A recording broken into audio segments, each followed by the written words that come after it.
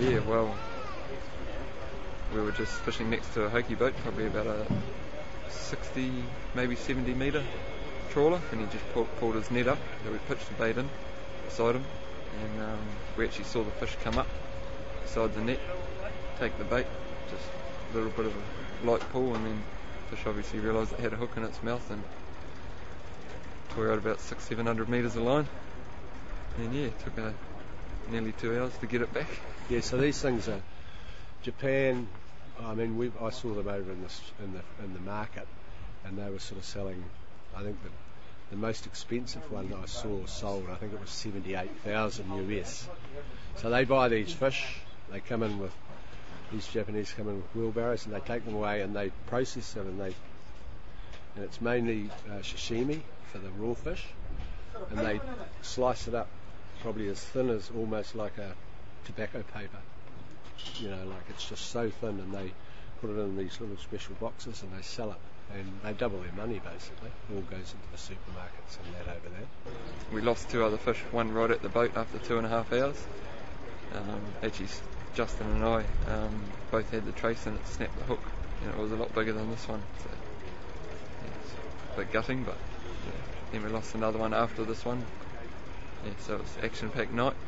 But what we do is we keep one fish, and if you catch another one we tag them, because there's enough meat on there for plenty of people.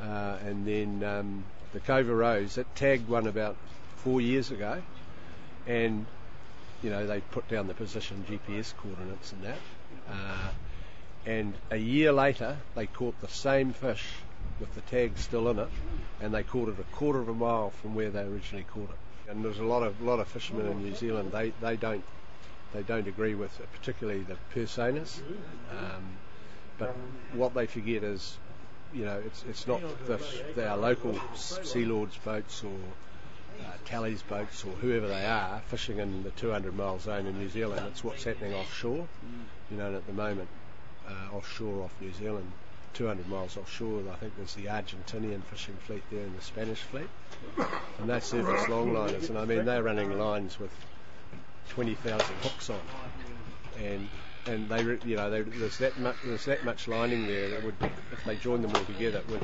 run right round the whole of New Zealand every night. So they're the ones that are cleaning the stocks out. I mean, the New Zealand guys are really not. It's all quota, it's under the quota system, so it's well managed, and it's pretty well policed. The guys on the trawler were quite helpful. They would call us up and say that they could see half a dozen on one side, and we'd try on that side, and then they'd call up and say no, there's more on the other side, so we'd try on the other side. So there's 10 or 12 around the boat all the time, just chasing the hokey boat, waiting for the net to come up for the fish to fall out of the net and tucker time.